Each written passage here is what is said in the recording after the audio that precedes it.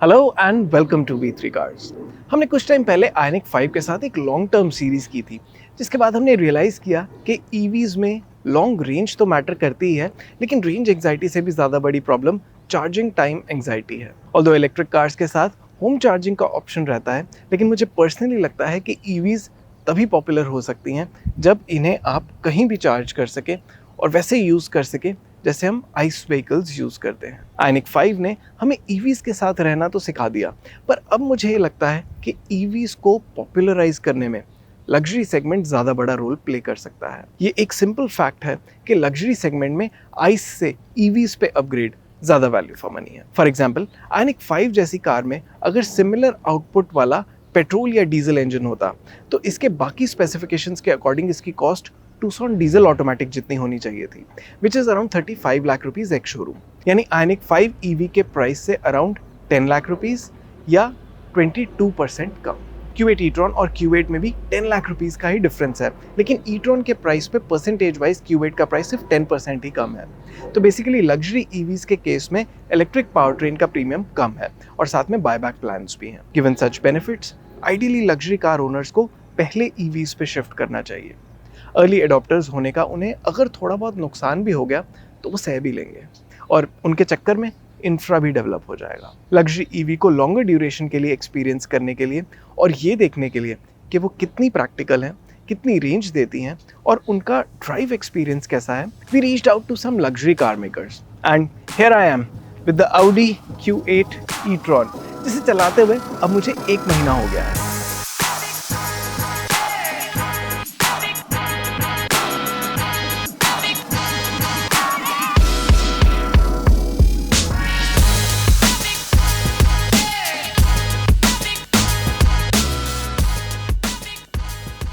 इस ड्यूरेशन में हमने इसे 2000 किलोमीटर से ज़्यादा चला लिया and in between we even took it out of the station. Long drive पे तो इसने हमें 4.5 किलोमीटर पर किलोवाट आवर की एफिशिएंसी दी, लेकिन overall mixed efficiency around 4 kilometre per kilowatt hour की ही रही। इन कंपैरिजन आयनिक 5 हमें around 6 kilometre per kilowatt hour की एफिशिएंसी दे रही थी। मतलब आइस कार्स की तरह इलेक्ट्रिक कार्स में भी लग्जरी व्हीकल्स कम एफिशिएंट हैं। इन कार्स का हेवी वेट इसका मेन रीजन है। Q8 e-tron में तो बैटरी पैक ही 114 किलोवाट आवर का है, तो इसने तो हेवी होना ही था। बट दिस ऑल्सो मीन्स कि कम एफिशिएंट होने के बाद भी इसकी एक्चुअल रेंज 400 किलोमीटर्स के अराउंड ही है, which is a somewhat safe space, क्योंकि इससे आप इंटरसिटी रन्स तो कर ही सकते हैं, ऑल्दो लॉन्ग डिस्टेंस ट्रैवल के लिए अभी ये रेंज कम है। एनीवे, लग्जरी ईवीज लेने वाले buyers mostly long distance travel flight से ही करेंगे, और अगर बाय रोड बहुत दूर जाना भी हो तो अज्यूम कर लेते हैं कि उनके पास एक और कार भी होगी। वैसे Q8 e-tron लेके किसी और कार पे शिफ्ट होना इजी नहीं है। इसे चलाते ही मुझे लगा था कि काश ये सेम पैकेज चार्जिंग एंग्जाइटी के बिना मिल जाए, ताकि जहां जाऊं इसे ही लेके जाऊं। It is so comfortable that you don't want to give it up even for a single ride.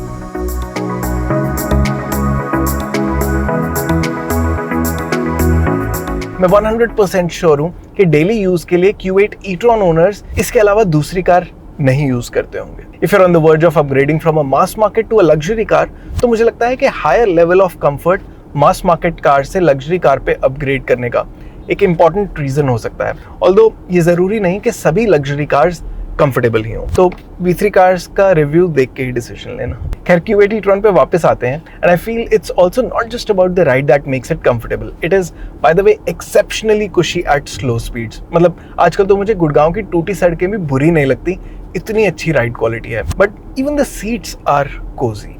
फिर इनमें मसाज ऑप्शंस हैं, जिन्हें मैंने स्टॉप गो ट्रैफिक में सबसे ज्यादा यूज किया है, and then there is really good soundproofing as well. Basically, overall drive experience ही बहुत satisfying है।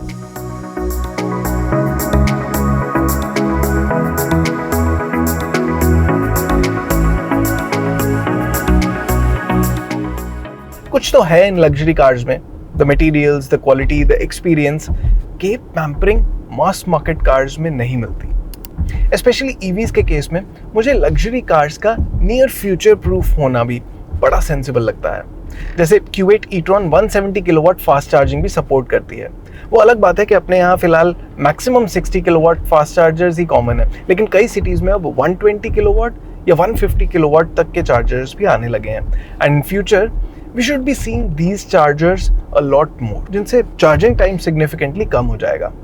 यही रीजन है कि शायद मास मार्केट ईवीज के कंपैरिजन में लग्जरी ईवीज की रीसेल भी बेटर ही होगी। ये कार्स उतनी जल्दी आउटडेटेड नहीं होंगी जितनी जल्दी मास मार्केट ईवीज हो जाएंगी। लेकिन मास मार्केट कार्स फीचर्स के डिपार्टमेंट में लग्जरी कार्स को फुल कंपटीशन देने लग गई हैं। जैसे Q8 e-tron में ब्लाइंड स्पॉट मॉनिटरिंग नहीं है। मुझे पर्सनली ADAS को लेके बहुत एक्साइटमेंट नहीं रहती, लेकिन ब्लाइंड स्पॉट मॉनिटरिंग एक ऐसा फीचर है जो बहुत यूजफुल लगता है और इसे मैंने इस कार में बहुत मिस भी किया। Q8 e-tron है भी तो इतनी बड़ी car, so I think this car deserves this feature. पर Q8 e-tron का एक फीचर ऐसा है जो मुझे ADAS से भी ज़्यादा यूजफुल लगा, इसकी स्मार्ट ब्रेकिंग।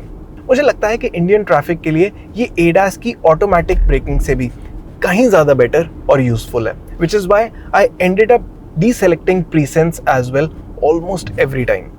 आपको याद होगा कि मैंने आयनिक 5 चलाते हुए कहा था कि उसके आई पेडल से मैं इतना यूज टू हो गया हूँ that I miss every time I drive some other car. Q8 e-tron ने वो भी बुला दी। एक्चुअली Q8 e-tron ट्रैफिक को डिटेक्ट करके ग्रेजुअली अपने आप ब्रेक करती है, even if you do not apply brakes. अभी जैसे मेरे सामने कोई ट्रैफिक नहीं and now we are coasting. Notice कि इसकी स्पीड बहुत आराम से कम हो रही है। Now I am approaching a slow moving car from a similar speed and coasting. अब इसकी स्पीड सिग्निफिकेंटली जल्दी कम हो रही है and I am not applying brakes. Basically ये सिर्फ आपको इन्फॉर्म कर रही है कि भाई ब्रेक मार लो, आगे स्लो मूविंग ट्रैफिक है। विद द प्रीसेंस डीएक्टिवेटेड ये इमरजेंसी ब्रेकिंग नहीं करती, बस एक तरह से ब्रेकिंग में असिस्ट करती है और इससे स्लो डाउन करना बहुत स्मूथ हो जाता है and it becomes so predictable. Gym में वर्कआउट करते हुए कई बार किसी सेट को कंप्लीट करने के लिए 1-2 रेप्स में थोड़ी सी हेल्प चाहिए होती है ना, उस तरह थोड़ी सी हेल्प देती है ये and it feels like you and the car know each other really well. तुम वेट करते हो कि e-tron थोड़ी सी ब्रेक लगा दे, फिर मैं देख लूंगा। I just love this partnership with this car. Plus मुझे all around auto dimming rear view mirrors बहुत सही लगते हैं। ये फीचर भी अभी मास मार्केट कार्स में नहीं आता। लेकिन मास मार्केट कार्स की तरह लग्जरी ईवीज भी इनके आइस काउंटर पार्ट्स की परफॉर्मेंस मैच करती हैं। जैसे Q8 और Q8 e-tron का 5.6 सेकंड्स का 0 to 100 kilometre per hour time same है, पर e-tron चलाते हुए मुझे कभी इसकी परफॉर्मेंस ने ओवरवेल्म नहीं किया, although it's a 400 PS and 664 Nm powertrain. Maybe because the balance of the car is such कि इसे एक्सेलरेट करते हुए डर सा नहीं लगता। You feel all things are always in control. A likable thing for some, maybe not so likable for those who want a little bit of drama in their life. And no drama seems to be a thing at Audi, which is why in cars का cabin is what you would call understated luxury, जिसमें materials और fit and finish बहुत अच्छी है पर design loud नहीं है। इन्हें देख के ज़रूर ऐसा लग सकता है कि ये कार्स आपको स्पेशल फील नहीं करवाती, but then you focus on how the Q8 e-tron carries you through all the rough road and you realise कि e-tron में अगर लग्जरी है तो कहाँ है। Also at times when you don't want all the attention, उन दिनों के लिए ये ठीक भी है। I absolutely loved sitting in this car every day. वो ऑफिस से घर का routine run in absolute comfort, seat massage, the braking, I won't forget the experience. And the ride, like you're on a boat and the potholes are just waves. Time for me to say goodbye to the Q8 e-tron then. I hope I get to see this car soon. And now I realize कि luxury cars में कई ऐसे features भी होते हैं जो शायद हमें सिर्फ इनके साथ कुछ टाइम स्पेंड करने के बाद ही पता चलते हैं. So it is very difficult to put everything that these cars offer on paper, and it is more about the experience of living with these cars जो आप फिर गिव अप नहीं करना चाहते. जैसे e-tron के साथ सभी डोर्स में कीलेस एंट्री आती है, सभी डोर्स में. फॉर मोर डिटेल्स आप हमारी वेबसाइट www.v3cars.com पे भी जा सकते हैं या हमें फेसबुक और इंस्टा पे फॉलो करें. सभी लिंक्स वीडियो के डिस्क्रिप्शन में अवेलेबल हैं.